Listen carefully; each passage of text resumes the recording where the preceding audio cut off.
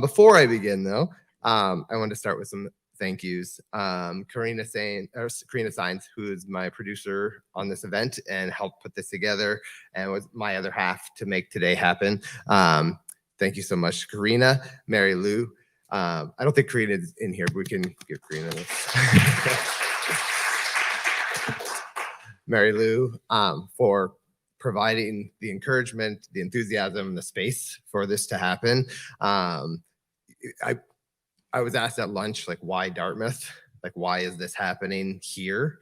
And there's not really a great answer other than because it can, because it could, because it was allowed to happen here. And that's because of Mary Lou and what she's fostering here. To my boss, Joshua, my direct boss, Joshua Price Cole, and the entire HOP team that's combined to make today possible. Corey, Carolyn, Brian, Ashley, Terry, Michael, Rachel, the whole team. I apologize if I forgot anyone. And a very special thank you to Linda and Jim Smedinghoff. None of this would have been possible without the gift in your son's memory. The fund that was created in Scott's memory was used to pay for the Enrico Ciappella Commission, which started this entire initiative. It was used to fund the composition competition that seeded the Repertoire initiative. It provided the funding to be the lead commissioner of the Mariachitlan transcription, which will be premiering tonight. So literally, we wouldn't be here without that. And so thank you for allowing me to be the steward of the gift in your son's memory in a way that I think is truly memorable and meaningful. So.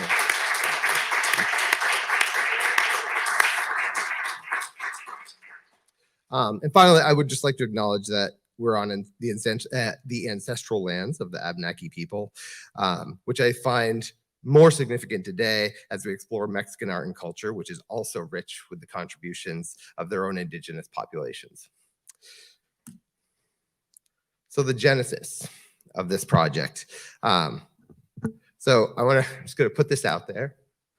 I am like the whitest person. And I say that partially in jest, but not, there's a subtext, and I just want to get this out there that I want to avoid any impression of white savior mentality that I definitely own that I'm white. I've never been to Mexico. When I started this project, I didn't speak Spanish at all. Hablo un poco, estudio mucho, pero aprendo despacio. But, this all really started several years ago when, with another organization at another institution, by coincidence, I had a concert that was scheduled on Cinco de Mayo. And the kind of programming committee was, oh, well, maybe we should do some Mexican music if we have a concert on Cinco de Mayo. And okay, well, so what do we play? What is there what authentic repertoire is there by Mexican composers? And there was none. There was the two legitimate selections that Sisto referenced earlier, but are still written by white American men. And so this was while the border wall conversations were happening, and there was a real emphasis on Mexican-U.S. relations or lack thereof. And I started to really question, what do I know about Mexico? What do I know about Mexican music? And I started just a curiosity towards who are the modern, contemporary, most significant current composers in Mexico. And that led me to finding Enrico Ciappella, who was at the time, like Enrico, Gabriela Ortiz were a couple of the really big names that I was kind of pursuing. And I reached out and I asked Enrico if he would write a piece for me. And he said yes, but was very specific. He's wanted to write this concerto for drum set for a long time. He has ideas for this concerto for drum set, but he doesn't think an orchestra is the right ensemble for that. It doesn't have the right colors, the right sound. So he was really excited. So he would take the commission as long as that's what it would be. And I was like, great. I don't like to limit composers that I commission anyway. So I want you to write the piece you're passionate about, not the piece that fits into my box, right? So I was totally on board. And then I came to Dartmouth, and I learned that I came to Dartmouth in the fall of 2019. And I learned that in the spring of 2021, the Dartmouth College Wind Ensemble was due for every 4 years they go on a tour traditionally. And that was the year they were due for their tour. I had brought the Enrico Ciappella Commission with me here, and we were supposed to be premiering that work in the winter of 2021. So I thought, well, if we're going to be bringing Enrico Ciappella and Luis Costero, the drum soloist, here, and then we're going on a tour, why don't we go to Mexico and re-engage with Enrico and Luis there? And so that then got me thinking about the tour, right? Because very quickly, that seemed like a great idea. Mary Lou was supportive and Joshua was supportive. But then I was right back at that Cinco de Mayo question. We're like, okay, great. So now I'm bringing my wind ensemble to Mexico, and I don't want to go there and just play a bunch of, music from the United States, and I certainly not going to go play the cucaracha. So what do we play? And so that led to the composition competition, where we established this composition competition to create repertoire from Mexican composers for North American style wind bands. Then the pandemic happened and everything shut down. We launched the competition in fall of 2020, on January 1st of 2020, about a month and a half, 2 months before the pandemic kind of shut everything down, which allowed a lot of things to happen. One, the response to the competition far exceeded our wildest imaginations. It was for the limitations that was for Mexican or North American composers, because we were from North America, we were going to Mexico, and we were creating music for this trip. We ended up with 210 submissions, 48 of which were from Mexican composers, which, considering months prior, there were literally zero. All of a sudden, having 48 was a really incredible thing. And so that was really the seed of the collection. But then what happened is, we were sitting in the pandemic where we can't play in person, we can't make music together, but instead we had time to sit with this. We had time to sit with this repertoire. Roy won the competition, and we had time to Zoom with Roy and bring him into our classroom. My students engaged in reviewing the works by these composers and having ownership over the works that would win, the works that we would play, the things that we would be doing when we were able to come back. So during these months, during these years, there was no complaining about what we were losing, what we were lacking, what we couldn't do. It was all about looking ahead to what we were going to do, the work that we were doing. We brought Leticia in to talk to us about Mexican culture and representation. We brought composers in. So these conversations deepened and they sat, and the possibilities started to emerge. So in a very weird way, the pandemic is the reason we're all here today, and the reason that Tian is not. So so we're it was a very unique situation, and I'm very proud of the fact that my wind ensemble grew through the pandemic. So it increased in size through the pandemic, which I think has been the contrary to the standard experience through the pandemic, because there was a bigger picture, purpose and direction and compulsion, kind of to a reason for them to show up and not just mourn what they lost, but to build towards something bigger and better. So what exactly is the initiative? The initiative is what comes next. So I wish I had written down the words you used, Corey, but it's not about what we've done to this point. It's about how far we have to go, right? And we have done a lot, and I'll go through some of that, but this is the departure point, not the destination, right? The initiative is the continued work, the expanded networks, the developing partnerships. So among the continued work that is part of the initiative that we've already begun are continued commissions, performances, and recordings of works by Mexican composers. Education is becoming an increasingly important element of this work, that it's not just at the highest levels of artistry. That's not a jab at what's happening in the schools, right? But it's not just about the highest levels, but it's about from the ground up, really affecting these changes in representation. I've learned, sorry, back, I went too soon. It's specifically with education, I've learned that there's an acute need for representation among from Mexican composers in our educational systems. The work that we're doing to expand representation and diversity is wonderful and very needed, but Mexican and Latinx populations are a growing and very large population in our schools and in our communities, and they are acutely underrepresented. It's not just an issue of generalized diversity. It's Eric's experience of having his voice, his experience represented. And right now that is non-existent. And I'm working with Corey a little bit to develop some data to more specifically show that. Cross-border relationships. I'll get into that with some of the partnerships that are coming up, but really getting across the borders and communication, arts sharing, and then networks, collaborations, and partnerships. I also want to be very clear that there's no imperialist agenda here. This is not me trying to take North American wind bands to Mexico. This is about trying to create opportunity and access, with this network of composers in Mexico and bring that repertoire to the world. So I have no intention of helping to develop or change any systems of ensemble playing in Mexico. If that happens at some point, incidentally, cool. But this is not us imposing our will on what's happening in Mexico. It's about providing opportunity, access, and a platform. So one of the biggest pieces I want to connect with are the partnerships that are coming out of this. And this is the future work.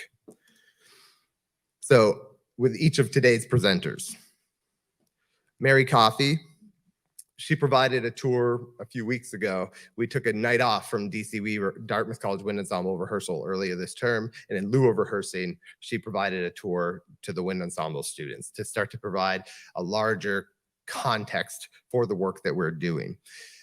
She will also be in Mexico City on our tour next spring and engaging with us on the other side and connecting the Orozco mural here to Orozco murals there, the larger culture and sense of what the students are experiencing. Benjamin Juarez.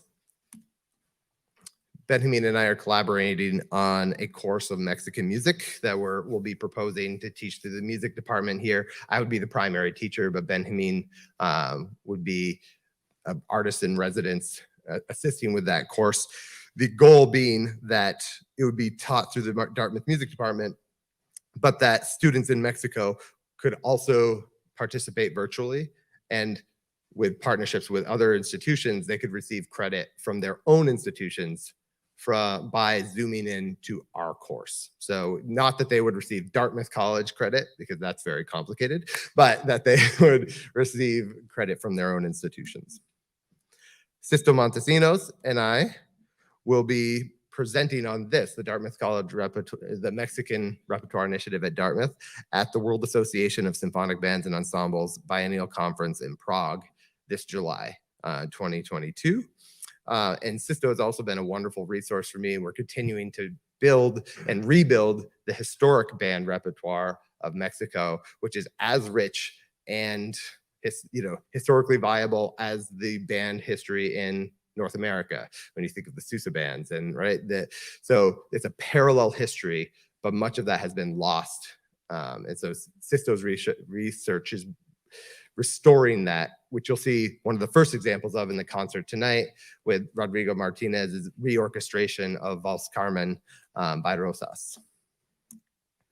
Leticia Neria, I just wanted to bring her up. I don't have any specific plans with her at this moment, but she is connected to the Hanover community. She's the sister-in-law of the E-flat clarinet player in the wind ensemble, who you'll see tonight. She, as I said, was one of the reasons that I dove deeper and realized how little I knew about Mexican culture, and how, as she said in her video, there are many Mexicos, and that it is not that singular version, and that there's not one type of music, there's not one type of person, there's not one culture, there's not one I'm hoping she's in Mexico City and here. I have no doubt that we will reconnect.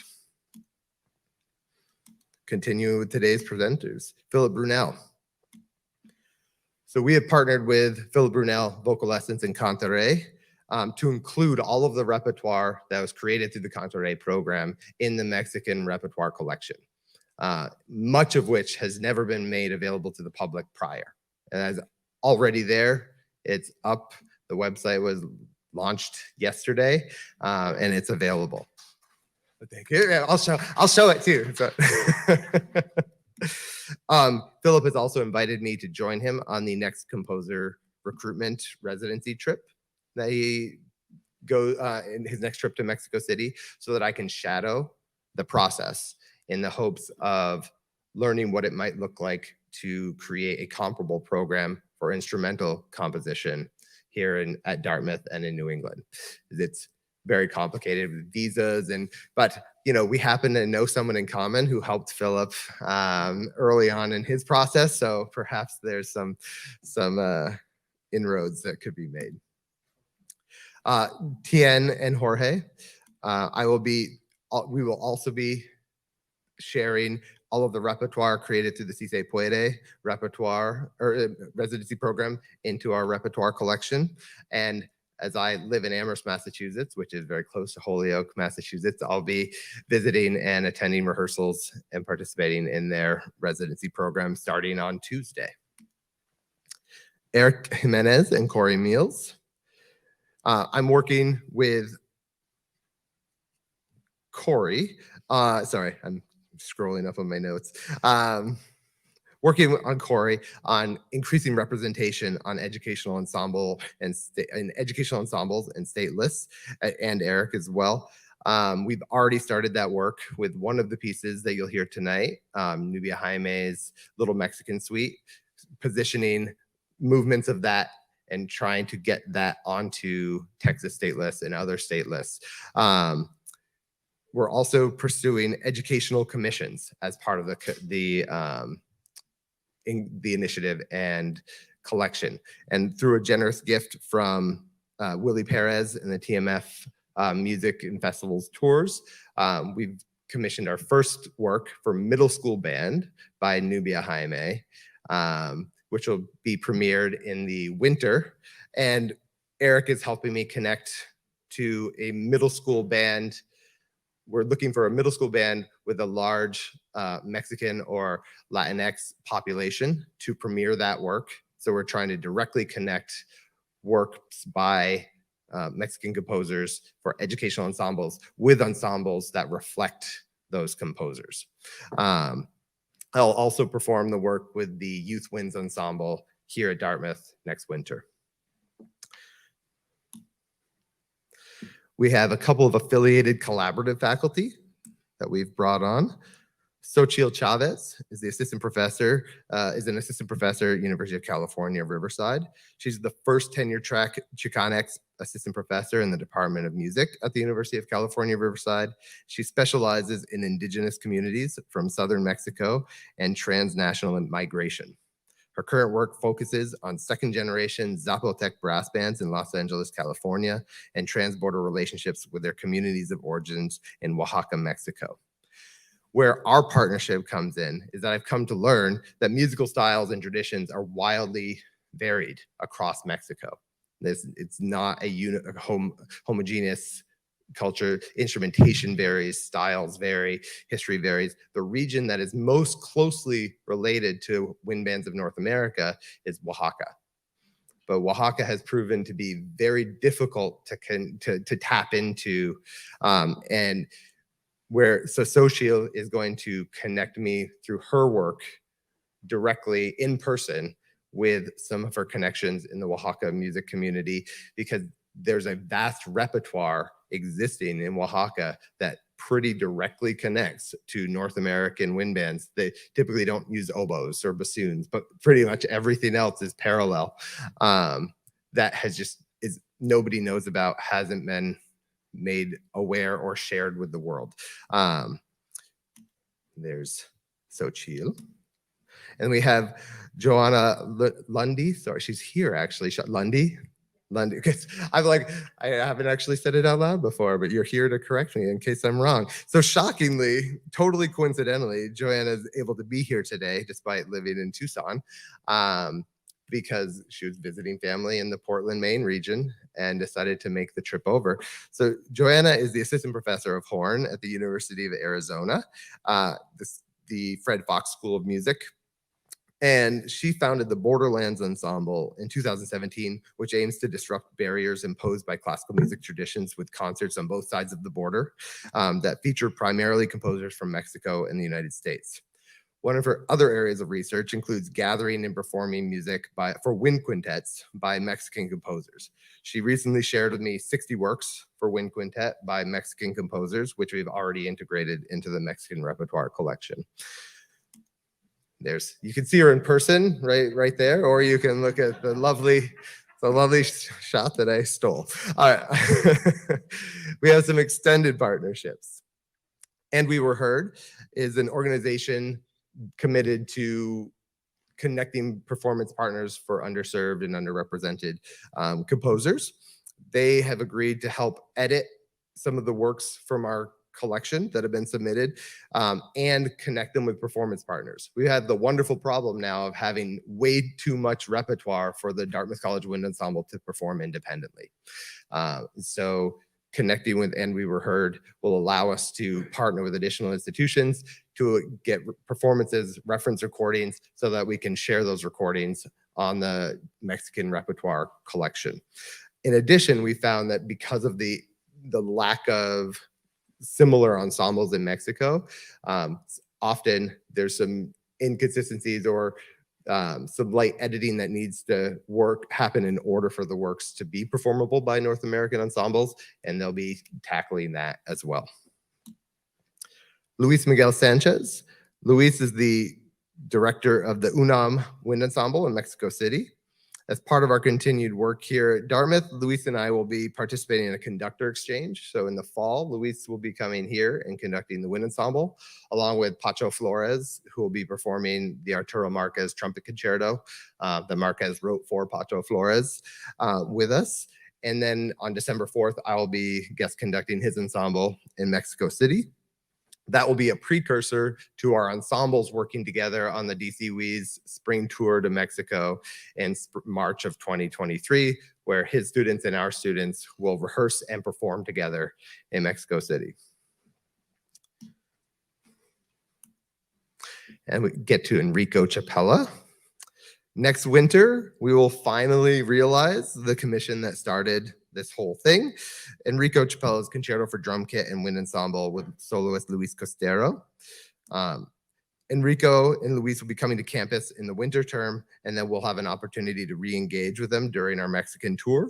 We plan to record Enrico's work in Mexico at a studio with the help of Benjamin Juarez and Marisa Canales. I have a little video from Enrico. Hello, this is Enrico Chapella from Mexico. I'm very excited working on a drum kit concerto for wind ensemble that's going to be performed with the Dartmouth College Wind Ensemble next winter with my colleague here, Luis Miguel Costero. Hi guys, I'm Luis Miguel Costero. I'm a rock and jazz drummer. I also play North Indian tabla and flamenco cajon. I'm absolutely looking forward to perform Enrico's piece with the Dartmouth College Wind Ensemble.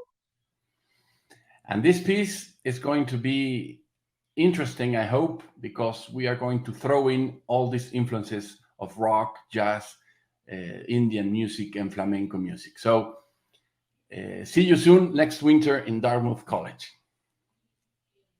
That's only a little terrifying. It's like, when you know that piece is coming, it's going to be really hard, but it'll be great. Also with Enrico, and I don't even know if I've been able to tell you about this yet, Mary Lou.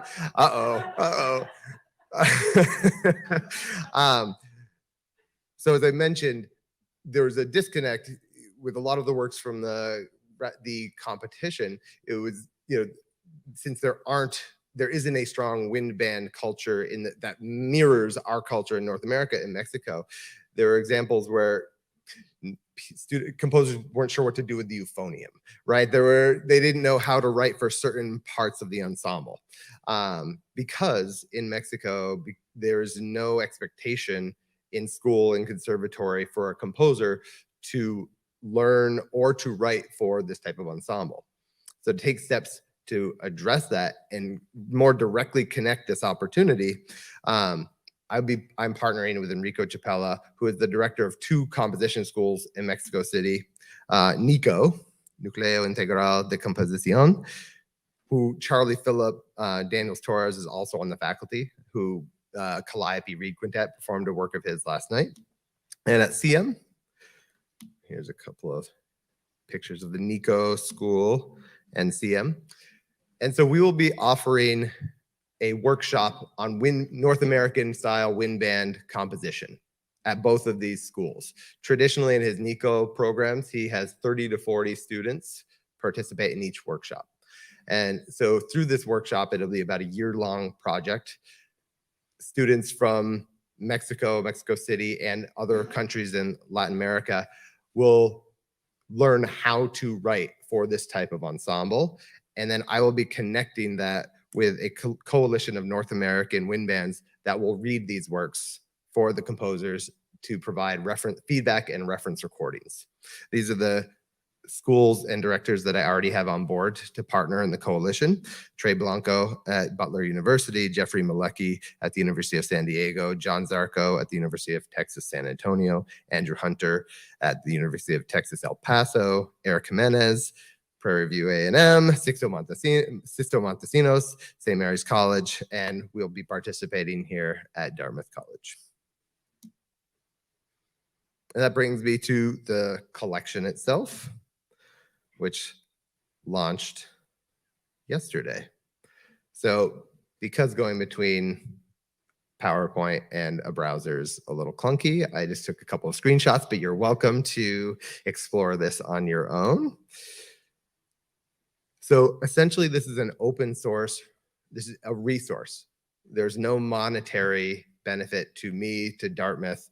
This is just an opportunity for there to be one place where this repertoire can be found, where I could not find authentic Mexican repertoire for a Cinco de Mayo concert or for a Mexican tour. It is now here. Anyone can submit a work. That'll be vetted and then added to the collection. And when I say vetted, all I mean is that it's by a Mexican composer and the work itself fits, anything we're looking for. There is I'm not curating a collection. The only thing that defines something as being Mexican is that it was written by a Mexican or a Mexican-American composer. As we learned, there are many Mexicos, and there's room for all of the styles of Mexican music. We heard it last night at the concert. You'll hear it tonight at the concert. So we're not limiting what is considered Mexican. And then once it's submitted, it will go here, which is a sortable, searchable database, which currently has over 200 works included, including all of the repertoire, 130 works from the Canto Re program, 60 works that Joanna contributed for wind quintet, and all of the works for wind ensemble that we've collected to date. To close, I have a message from Marisa Canales, who Mary Lou introduced, and I'll let her deliver that message. Hello from Mexico City. My name is Marisa Canales, and I am the founder and CEO of Urtext Digital Classics, Mexico's leading classical label, which has been in the international market for over 25 years. With a catalog of close to 400 titles, our roster includes the best performers and composers of the Americas, with a special emphasis in Mexican music. Some brilliant examples are the Cuarteto Latinoamericano, Jessica Rivera, Gabriela Ortiz, Enrico Chapella, or Miguel del Águila, among many others. I promise I'll be very brief, since you have received a great amount of information today. My message is short and sweet. It is my great pleasure to announce that Brian Messier and I have recently reached an agreement to produce a collection of recordings with Dartmouth's Wind Ensemble, presenting world premiere recordings of works by Mexican composers. Another aspect of the collaboration will be the joint recordings of Dartmouth College Wind Ensemble, along with Messier bands from the mountains of Oaxaca, in a very ambitious musical exchange program that will include academic travels to learn, perform, and record a treasure trove of Mexican traditional and contemporary music. Thank you.